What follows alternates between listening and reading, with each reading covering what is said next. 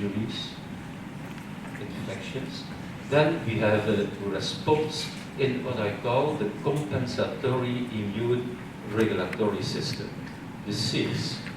So the cells, for example, consists of the Treg cells producing interleukin 10 and Th2 cells producing interleukin 4 and interleukin 5. So all those different cytokines can suppress the immune system and the production of the monocytic or macrophagic cytokines and acute phase responses. Okay, so let's see. So we started the research to look at what cytokines are suppressed in major depression. And at that time, so this was 1988, so that's a long time ago, we were looking at interleukin 2, the interleukin 2 receptor, IL-1 beta, interleukin 6, TNF, and also activation markers like CD25 and HLA-DR. Okay, and what we found was just the opposite of the hypothesis, that there was an immunosuppression. Indeed, we found all signs of immune activation. You can see here, you can see the results of interleukin 1, which are increased in depression as compared with normal controls. And here you can see interleukin 6, which are increased, the levels are increased in depression as compared with normal controls. So in fact, there is an activation of the probably monocytic arm of immunity.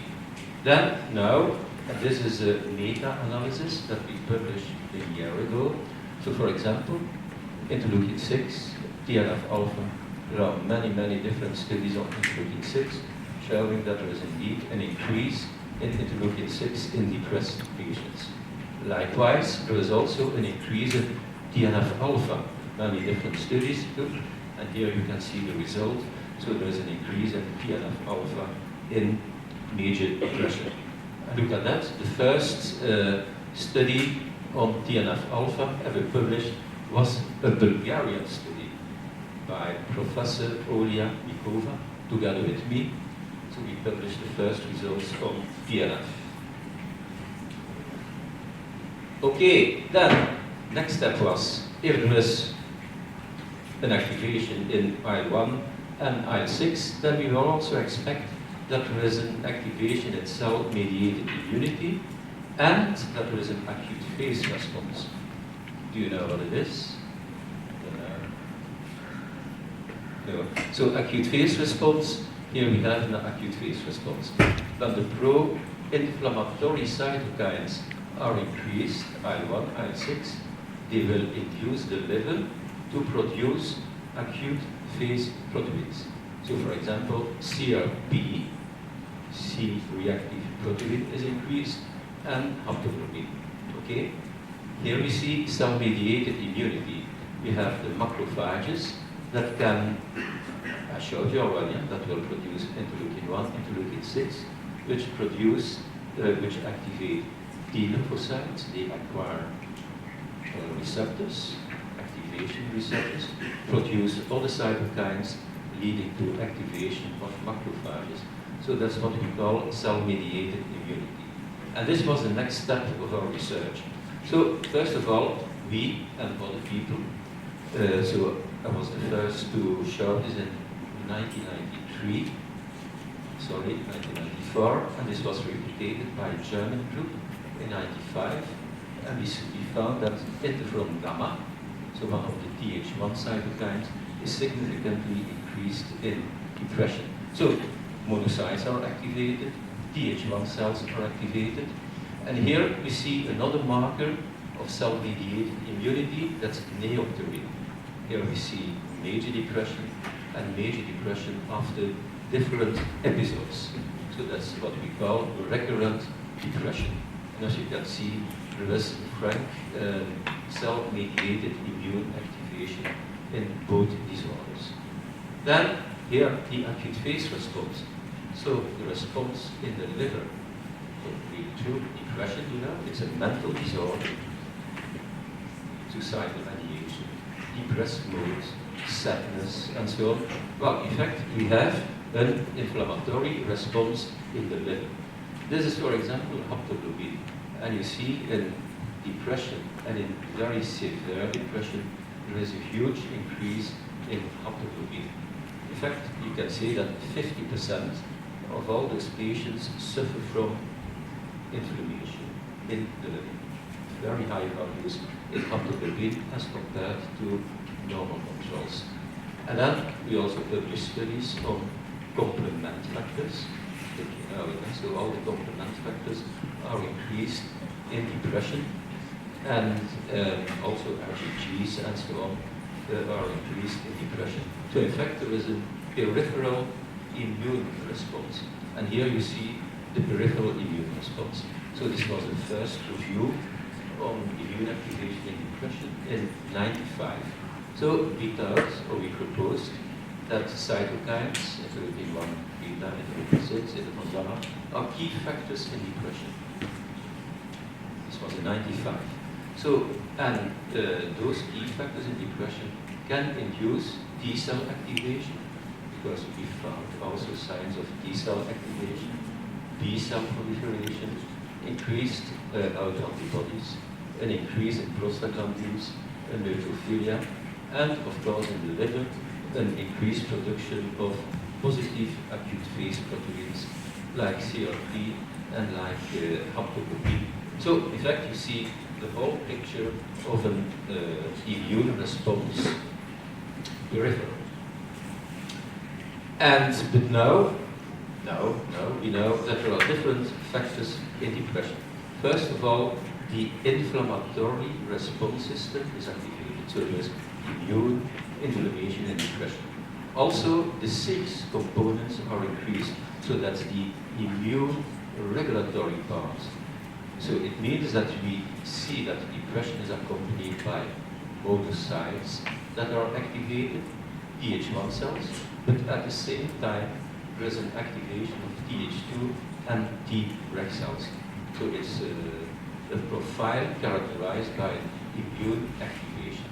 And as you can see, there are huge differences with normal controls in the cytokine profiles, and here in profiles with other psychiatric disorders. In fact, when you see such a profile, that's really, it's an immune inflammatory profile, so it's a very severe profile. Good, so the next step, so we know now that there is monocytic activation, Th1, Th2 activation, Treg activation. But the next steps were to show that, because at that time we know that the cortisol axis was involved in depression, so we thought cytokines are increased, cortisol axis is increased, so there should be a connection between the two. Then second question was, when there is an association, is this association causal? So we were looking if this association, the correlation, if this causal association, because that's important. You have to show that it is a causal association. Then, at that time, there was also a hypothesis, and this you know, the serotonergic hypothesis of depression. All the antidepressants work on serotonin, the increased serotonin. So this was the serotonergic hypothesis, and our theory was that the serotonergic hypothesis could be explained by inflammation. I will show you. And then, of course, number 4, antidepressants working at serotonin. My hypothesis was, okay, probably they have negative immunoregulatory effects. Number 5 was, okay, if there is inflammation and immune activation, there is probably also oxidative stress, and there is probably also nitrosative stress, and a decrease in antioxidants. I will show you the results of this part of the research. That's number 5 and 6. First, the cortisol axis. You know, the cortisol axis.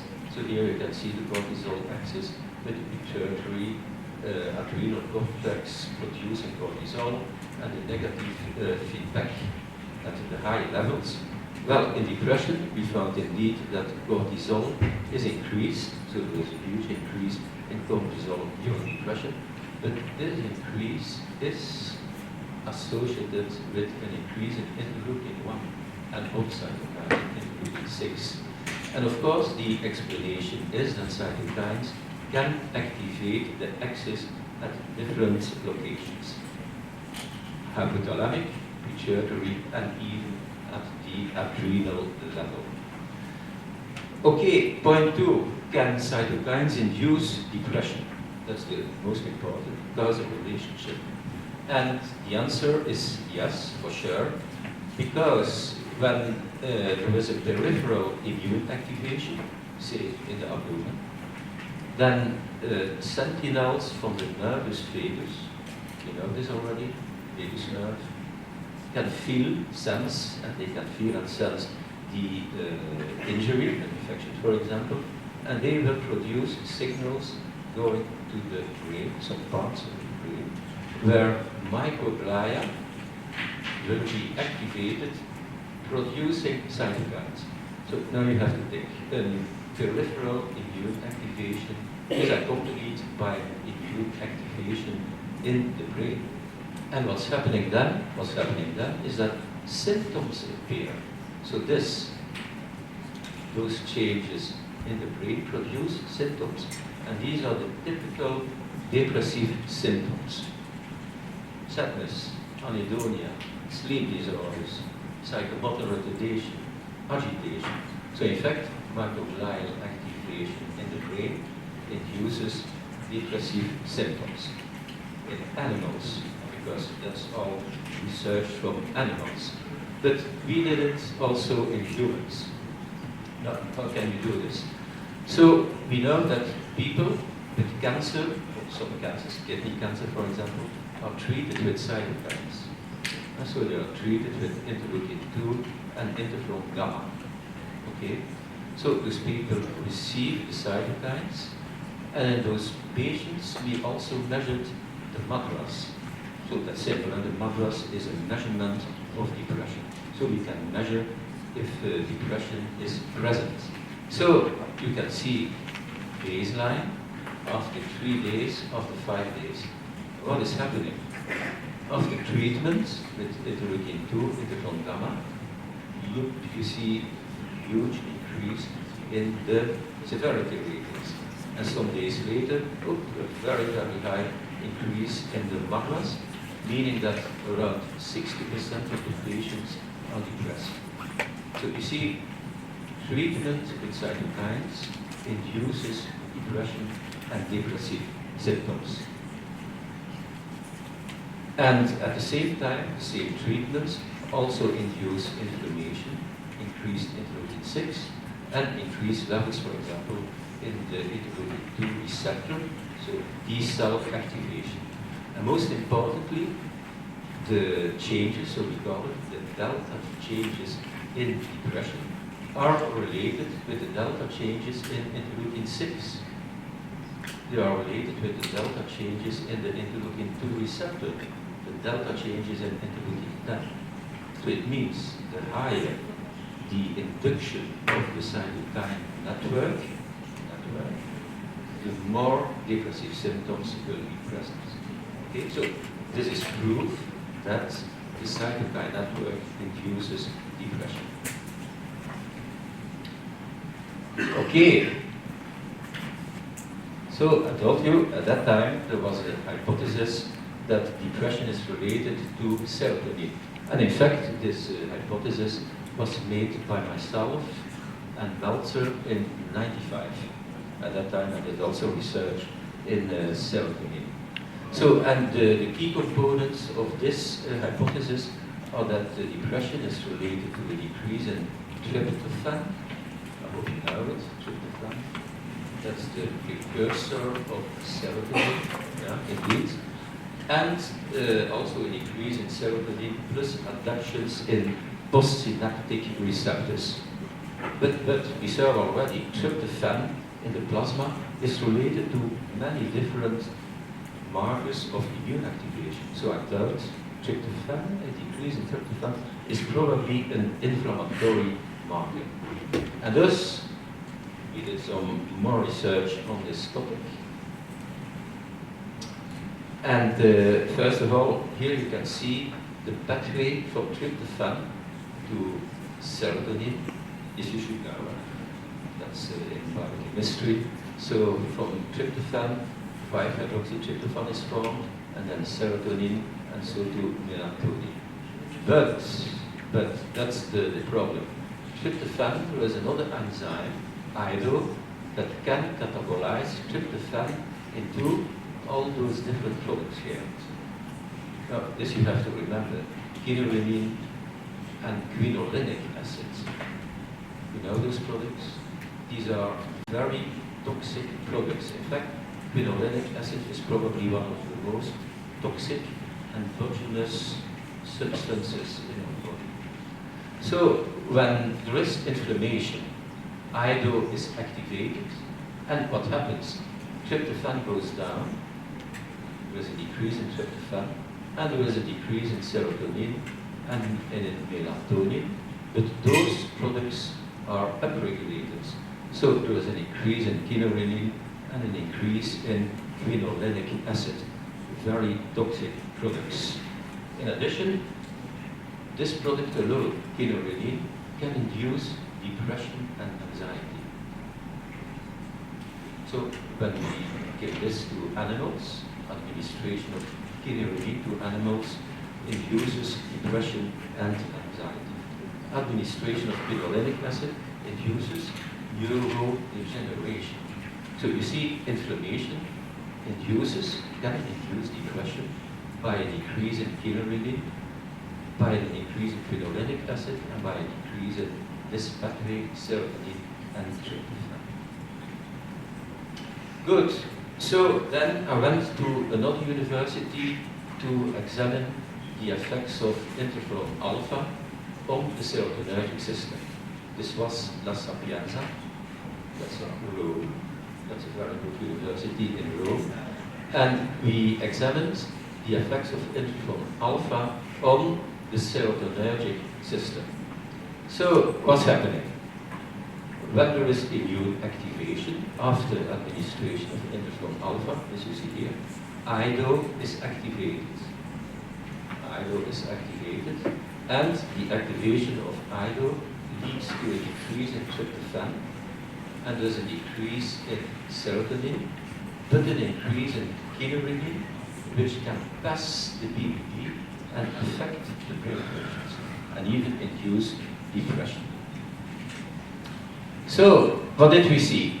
So, patients have administered interferon alpha, first of all, develop depression. That's number one. So, many patients will develop a depression. And the depression is related with activation of IDO, with the production of quinoline, and with a decrease in tryptophan. So you see this whole pathway, we call it the 3-cat pathway, or the IDO pathway, is related to depression. So what's happening? We treat the patients with interferon alpha. Interferon alpha induces the cytokine network. The cytokine network induces IDO, leading to an increased IDO, less tryptophan, more quinoline, and then depression. So you see that's the causal link how depression can develop. Antidepressants. So how do antidepressants work? The pharmaceutical companies will tell you that it works through serotonin. They increase serotonin, they block the serotonergic receptors, and then they can antagonize the 5-HT1 autoreceptors.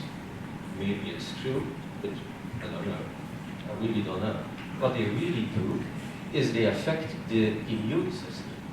And here we see the effects of antidepressants on interferon gamma and on interleukin 10. So remember, that's a Th1 cytokine, that's a deregulatory cytokine. So what's happening is that interferon gamma is suppressed by the use of different antidepressants. You can see anafranil versus the control, sertraline, trazodone. So in fact, all the because we tested them all, all the antidepressants suppress interferon. And even more importantly, the same antidepressants increase interleukin-10. So the common mechanism of antidepressants is to increase interleukin-10. So it means they have an anti-inflammatory effect. They decrease inflammation and they decrease Th1 activation and stimulate the T-regulatory arm of the immune system. Okay, then we go to the next step. If there is inflammation, there should also be oxidative stress, nitrosative stress, and a decrease in antioxidants. And I think these are very important data, even more important than the cytokines. And as you know, in our body we have endogenous antioxidants and an endogenous production of reactive oxygen species. Yeah, that's it. And there should be a balance between the two. In fact, here you can see what antioxidants do. So these are the good guys, these are the antioxidants that neutralize the oxygen species. Okay? So that's the working mechanism, very shortly, of antioxidants.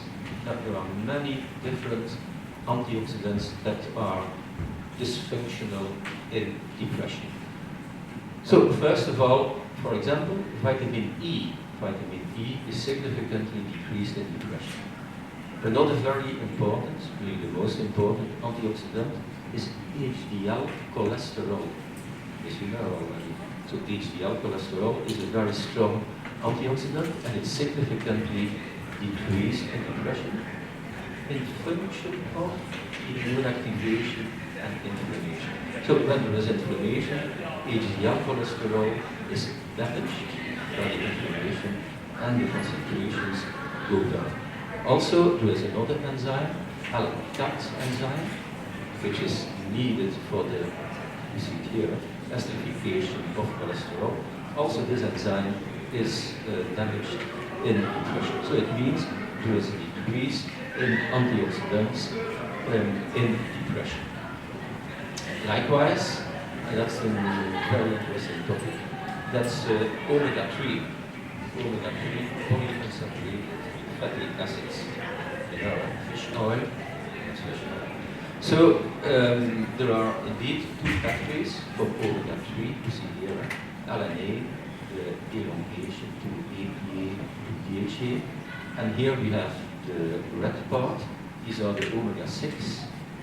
And it's interesting, here you see more or less green, red. It has a meaning. These are the good guys, and these are the bad guys. So the green ones have a significant positive effects, and these have negative effects. And this you can see here. So I think that's a nice slide. We have omega-3 versus omega-6. Now you have to look.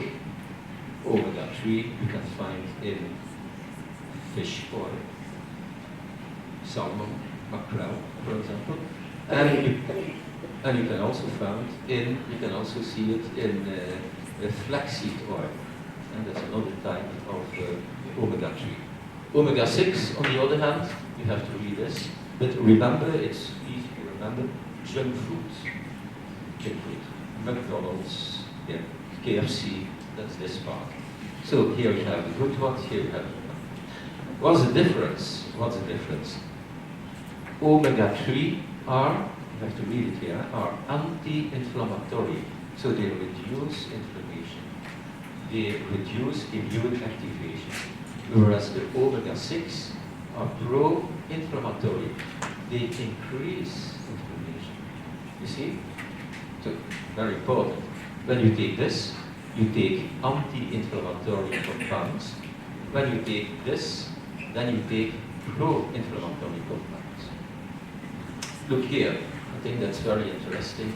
Eskimos, you know, Eskimos, they use more omega-3 than omega-6, 4 to 1. Okay? We, omega-3, 20 omega-6, 20 times more omega-6 than omega-3. In fact, it should be 1 to 1. 1 omega-3 for 1 omega-6. Or better is 4 to 1. To have a good protection against inflammation, it should be 4 to 1. In Japan, it's 1 to 1. In the Western world, 1 to 20. So something goes wrong here. And what goes wrong is, of course, the effects of all those different oils in containing omega-6. Now, what we discovered, and this was in 96, is that depression is accompanied by a decrease in omega-3. So all the omega-3s are decreased in depression, APA, DHA, and so on. So there was a sharp decrease in the blood of omega-3. Also in fat tissues, is omega-3 decreased. Also in the brain. So there was an overall decrease in omega-3 in patients with major depression. Important? Yeah, very important, because the membranes of the cells, you know, they contain cholesterol, they contain omega-6, omega-3, and omega-3 is important for the fluidity of the membrane. The fluidity of the membrane. So the expression of all the receptors depends on omega-3. For example, the expression of the serotonin receptors depends on omega-3 contents. Lower omega-3 leads to rigid membranes. Then we have a problem. Look at this one. That's something fantastic. That's a publication by Joe from the National Institute of Health. So, what do we have? Here we have the incidence of major depression. High, low. Here we have the, look at, so it's the consumption of fish oil. What you see? Let's start here.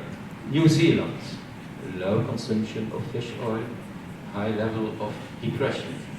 Germany, oops, that's normal, Germany, that's maybe fat foods. France, Canada. In the middle, we have Puerto Rico, Korea, and here Taiwan and Japan. Overall, you see there is an inverse correlation between the two factors. So it means higher fish oil, less depression. Lower fish oil, an increased incidence of depression. And be careful, it's not only depression, it's also bipolar disorder. It's also suicide. So it means that there is an inverse correlation between omega-3 and suicide. Postnatal depression, same thing, also related to omega-3 fatty acids. Importantly, this condition we can treat, as you can see on this slide, with omega-3. So there are, I think, around 20 different RCTs, randomized controlled trials, showing that omega-3 PFAS can be used to treat depression, especially when combined with antidepressants, but also as monotherapy. So remember, you can treat depressions with omega-3 fatty acids. Another important antioxidant is zinc.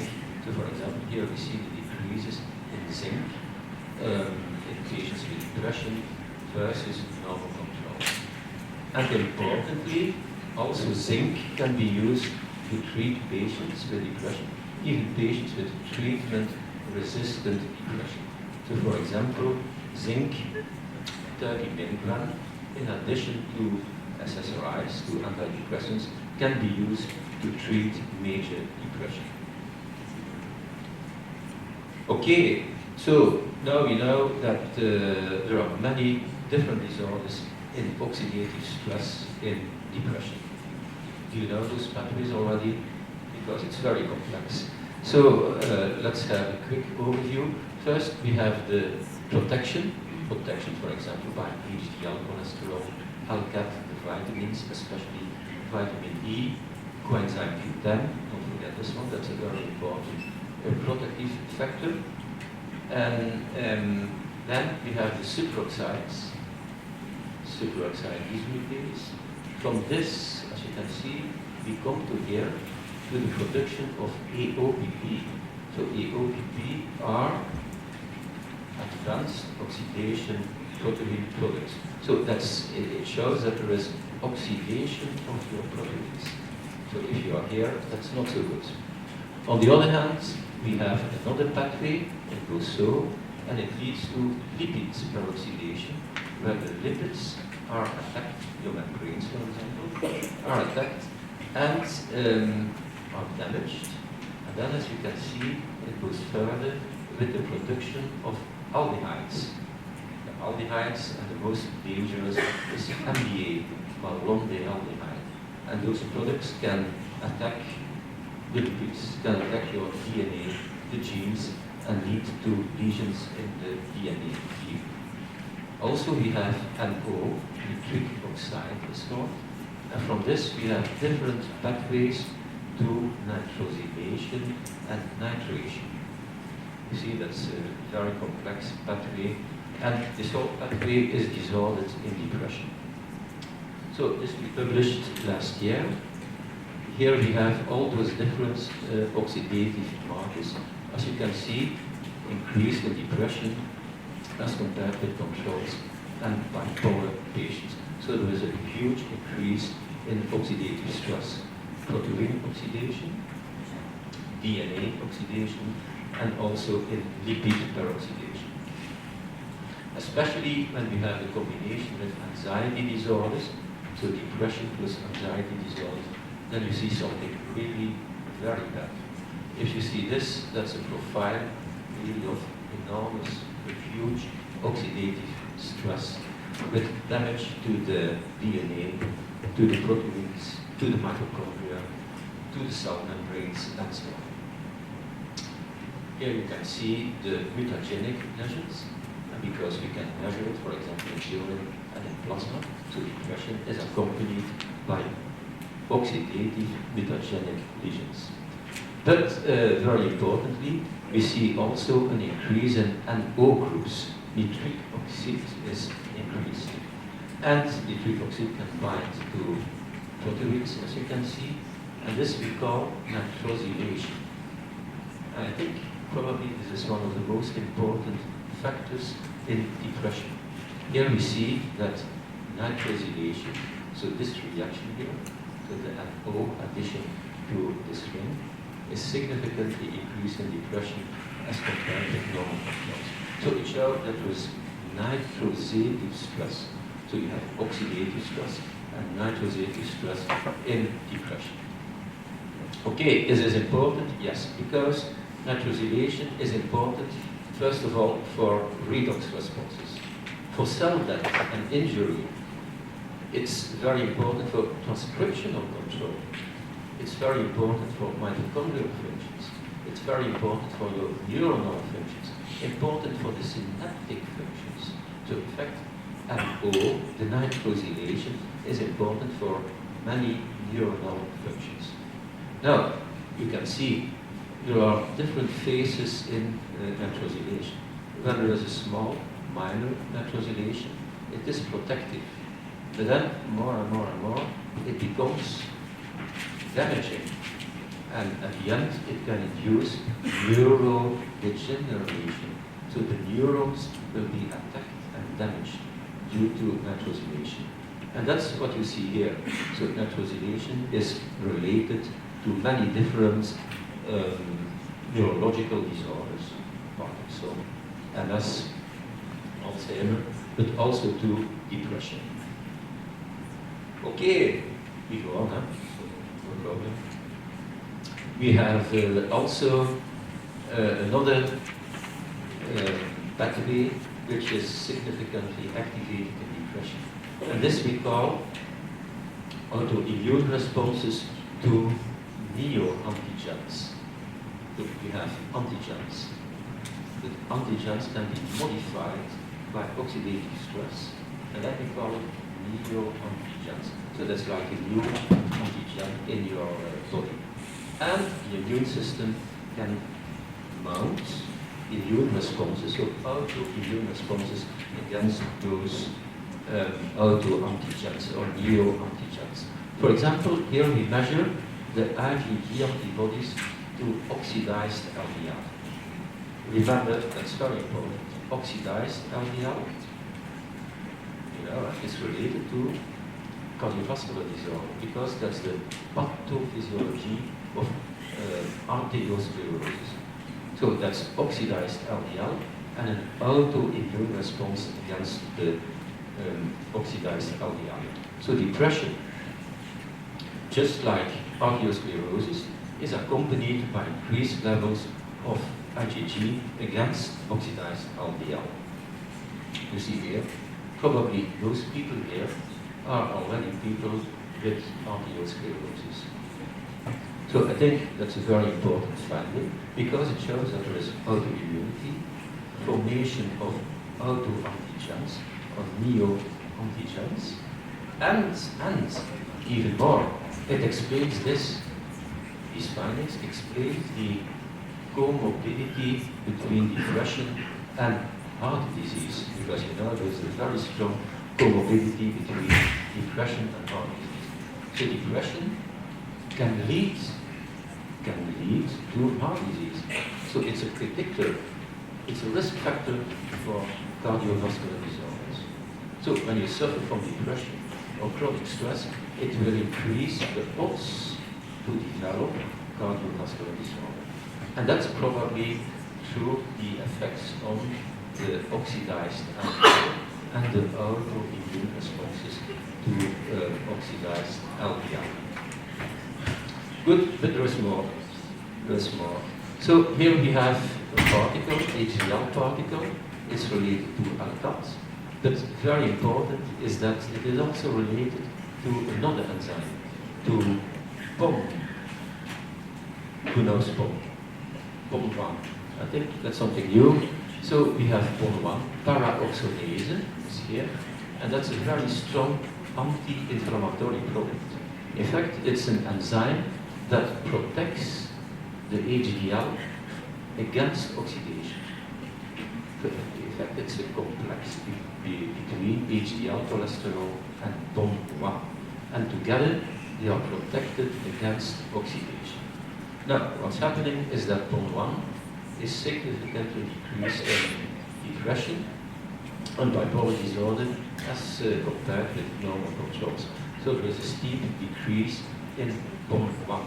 Even more, POM1, the decrease in POM1 is related to, as you can see, quality of life. It's related to HDL cholesterol. It's related to severity of illness, and so on and so on. So it's a key factor in depression. Yeah, that's a little bit more complex. So this is published a year ago. And what you see here is, I will try to explain. Here you see POM. POM combined with the recurrence of depression. Depression is a recurrent disorder with many different episodes, something like MS. In MS there are different episodes. And also in depression, you can see episodes, then there's a euthymic phase, and then there's a new episode. But the number of episodes of depression is strongly related with POM1. But now have a look. This whole system here is causally related to what we call ELT.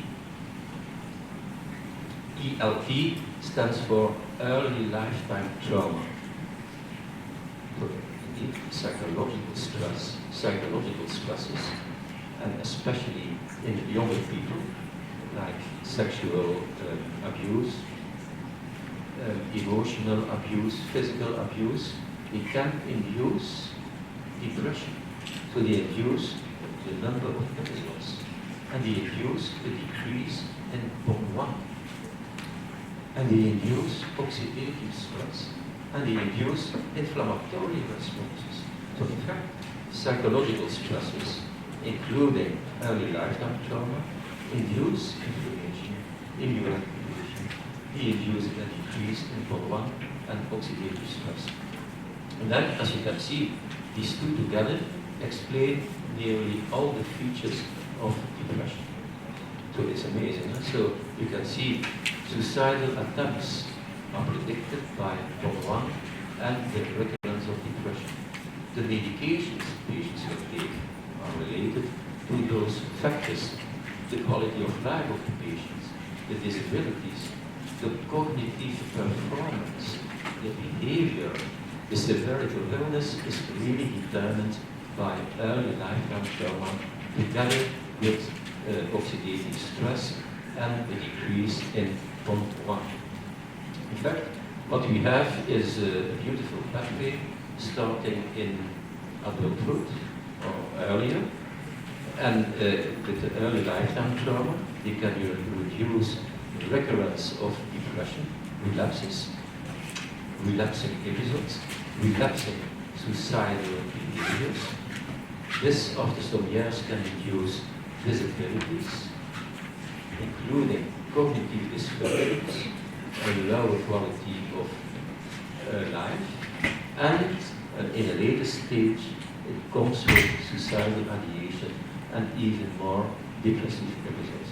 And in fact, what we see is that early lifetime trauma induces oxidative stress, a decrease in POM. A decrease in POM is strongly related to this part and is strongly related to this. And everything together determines suicidal behavior. That's the endpoint of depression and disabilities and cognitive dysfunction. So you see the inflammation, the immune inflammation, the oxidative stress and the nitrosative stress, and some specific antioxidants determine the pathophysiology of depression. Now, some treatments, not too many, but I told you already about omega-3. Okay, we can use omega-3. We can use zinc. And here you see that we can use many more things. First of all, antidepressants. What do? Serotonin, but I don't think that's important. But what they really do is they decrease inflammation. They decrease cell-mediated immune activation. They increase the antioxidant effects. So they are antioxidants. They decrease oxidative stress. They promote mitochondrial functions. And number 6, they are neuroprotective. So they protect the neurons against attacks by oxidative stress. That's what they do. So from this, many people use new medications to treat depression. So that's a review. I can show you some. Minoxidil, you know? Minoxidil. Who knows it? Minoxidil. Antibiotic, that's an antibiotic. So nowadays, depression is treated with minoxidil because minoxidil reduces neuroinflammation, for example. Let's have another one. Statins. Statins, do you know statins?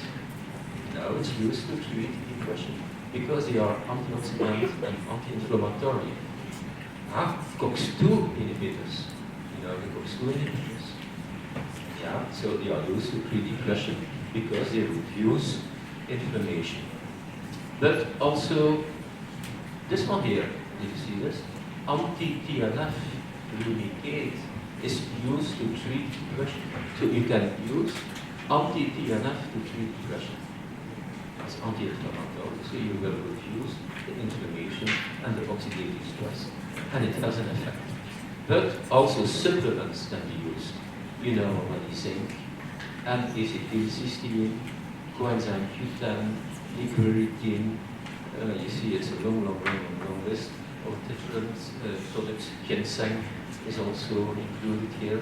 So all those different products we can use to treat depression in addition to SSRIs. But I think one of the good choices is this one. So I like this one. You see it has a yellow color and it's called curcumin or turmeric. You know it? It's used in the Indian cuisine, especially Indian cuisine, so in curries it's used. But it's a very healthy product. As you can see here, that's an RCT that we published 2 years ago. So we have the mantras, here, placebo, and with curcumin you see a highly significant effect. So curcumin can be used as an antidepressant. It's an antidepressant. Why could it be an antidepressant because it's an anti-inflammatory agent. Okay? It's antioxidants. It's neuroprotective. It can increase neurotransmitters. You see, curcumin has many different effects on the immune system and on neurons, leading to its antidepressive effect. Okay, and that's the last slide. So that's a summary of what is depression now. You see, so depression consists of a trio. So we call it the trio. And inflammation, antioxidants, and oxidative and nitrosative stress. How it starts, this we don't know. I mean, it can start here, it can start here, or it can start here, because the three are strongly related. Due to oxidative and nitrosative stress, there is damage to the lipids, damage to the mitochondria, damage to the proteins, fatty acids, to the DNA. And this leads to neurotoxicity, to the neurons that control blood. So there's an effect in neuroplasticity, for example. And this leads to different changes in neurons, become neuroprogression, and thus to aging depression. So, as you can see, it's an immune oxidative stress disorder. Thank you.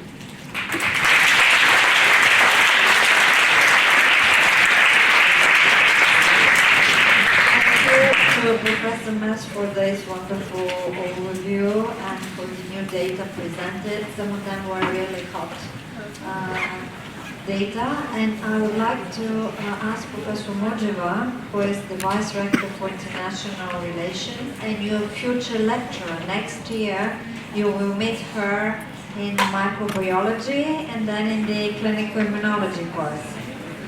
So here you are, Professor Mojeva. Dear colleagues, it is my nice pleasure to say a few words more about Professor Maes. Many things can be said about him, but we are really very thankful that he's here today, not only today, for the next week, probably more than a week, he will be in our university. What can I say about Professor Maes? We are working with him since 2015. He is affiliated in our university. And he's doing a great job with young researchers in our university. He helps a number of PhD students for their PhD thesis, and he's here those days to consult them on their PhD thesis. Even more, he works with them and consulting them how to publish papers. And so far, we have maybe about 3 papers for the last year, and they're with our PhD students as well. Several words about his career, although he has presented himself on the first slide, as I know. Professor Maes was born in Ghent, Belgium, and he received his degree in medicine at the University of Ghent. Then he specialized as a neuropsychiatrist. Then he wrote his PhD thesis at the University of Antwerp, Belgium, on clinical and biological diagnosis of unipolar depression. Later, he earned the degree of graduate associate professor for university students for classes in neuroleptics and antidepressants. His next thesis defense was on chronobiology. Throughout the years, he worked for a number of university hospitals and clinics, not only in Belgium, but in Netherlands, Italy, Germany, USA, Australia, Thailand, Brazil, and we are happy, I said already, that he is affiliated in our medical university. At present, he resides in Bangkok, Thailand, and teaches at the Chulalongkorn University. Is it right? And even more, he is a reviewer scholar with a great number of publications, over 300 articles and invited lectures all around the world. The main focus of his research on chronic fatigue syndrome, in physiological stress, in oxidative stress, as you already understood, in neuroimmunity, depression, and inflammation. and it is remarkable that his articles were cited over 50,000 of times. So we're really happy and many thanks for you for this lecture and being here for us.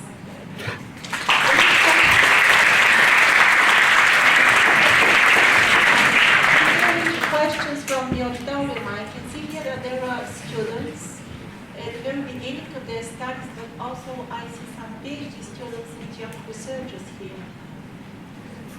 And where is the department? Professor Prof, I can't see him, but probably he is here. Oh yes, and probably with some people from the department of psychiatry. So the audience is diverse. But I bet that all you said in this lecture was interesting for everybody. Any questions or discussions? Dear colleagues, Professor Maes is at our disposal till the end of next week, so anybody who feels like talking to him or asking him, he is welcome. His office is at the Technological Center where our 3D bioprinting course was, so anybody is welcome to make an appointment. Once again, thank you so much, and thank you to the audience for being so active and present. Okay, see you next time.